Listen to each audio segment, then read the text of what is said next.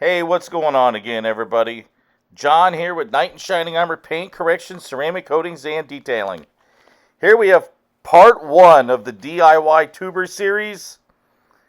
Today we're going to showcase how to use a rinseless wash in the winter months on a vehicle.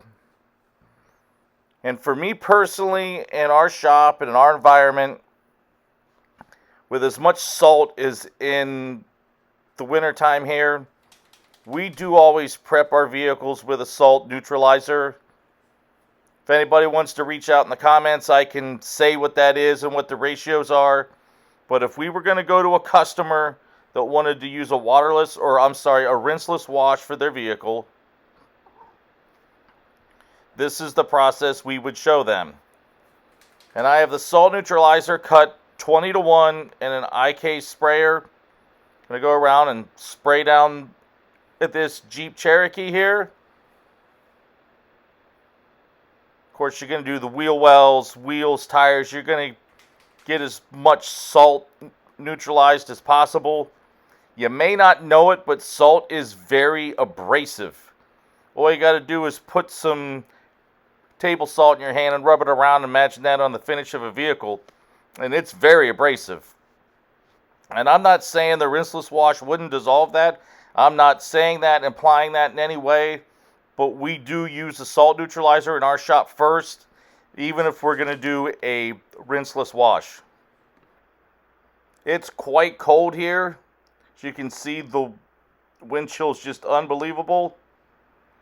Normally I would do this outside, so if the shop looks a little messy because we're getting ready to move this place to Texas, I apologize.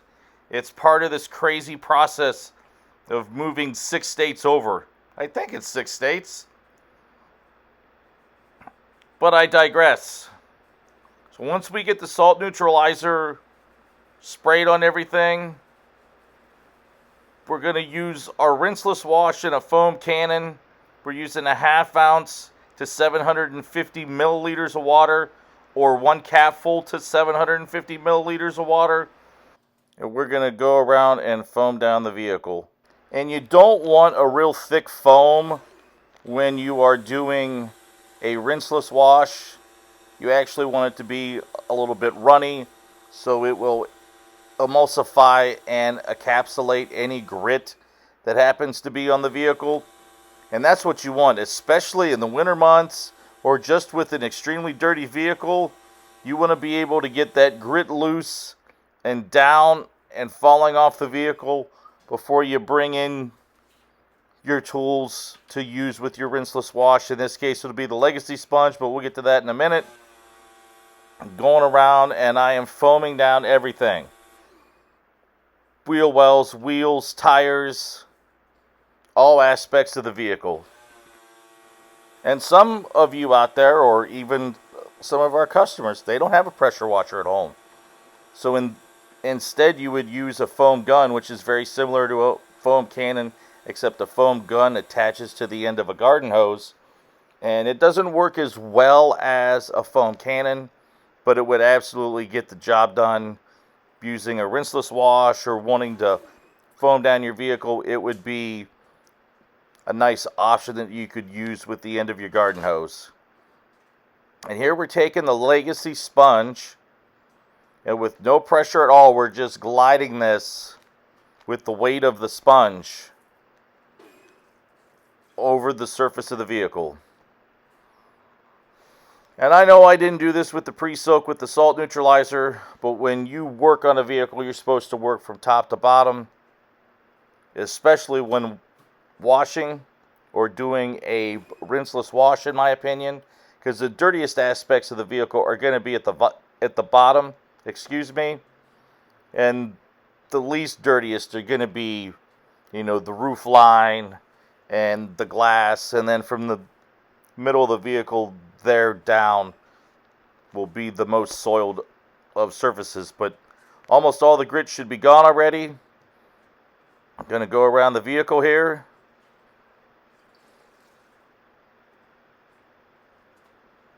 Take my time. Work from front to back now. And you'll get around this vehicle quickly. And some of you may have questions about what's going on with our move to Texas. I am happy to announce that we secured a place to live. We have a new home. We did all that this past weekend when we were in the area. And I didn't want to put out, the required commitment to a long-term lease in a building if we didn't have any idea where we were sleeping at night. The building part is actually easier than trying to find a place to live because the demand for a house there is just so insane. It truly is. That could be a 4 or 5 part video just because of the amount of time it would take to talk about what's being built there, what's going on there, the number of homes there, and all that nonsense. But I am happy to announce that part of the move to Texas has finally been solidified. And thank you to everybody that has reached out and asked and wished us luck and all the good stuff. I truly appreciate it. And before I forget to mention it, the dilution ratio is 256 to 1.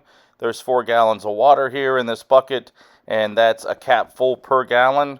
So 2 capfuls. And also, before I forget, the dilution ratio for everything with the DIY rinseless wash is 256 to 1. And I like to go down to the wheels and tires after I get half the vehicle done. It's just my process. It's not my normal process of washing a vehicle, but I didn't want to forget about them either. I had to go over to the wheel bucket and grab everything. I'm going to go ahead and go around the tires and the wheels, just like I would as if I was using a tire cleaner and or wheel cleaner. Going to leave no nook, cranny, or anything unwashed. And the cool thing about the DIY rinseless wash is it has a drying aid in it. You don't need to rinse it. That's why it's rinseless.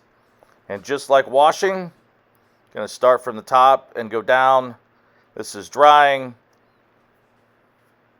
But prior to going from the top down, I heard in a video once from somebody, I'm pretty sure his name was Ivan, always dry your windows first. And that's what I do. It's getting a little steamy in here. I had to take the hoodie off. We're going to go ahead and do all the glass, go around the vehicle, dry it, just like I would any other vehicle. And can't wait to get this thing outside and show you the finished results. There's no rocket science or anything really tricky about drying a vehicle. If this was a normal wash, we'd be using a drying aid, most likely of some type. This particular vehicle does have the DIY 8-year ceramic coating on it. So if we were doing a normal wash, we would most likely top this with ceramic gloss, just like we tell our customers that have vehicles coated by us. That is one of the top 2 products we recommend to use as a drying aid.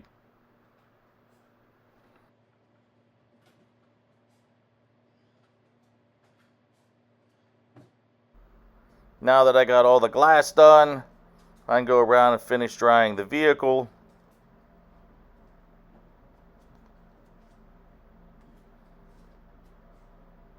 In case anybody's wondering, this is my fiance's vehicle. And now she's gotten it washed twice in the last couple weeks, specifically for the sake of doing a video. Kind of funny. She's getting lucky, guys.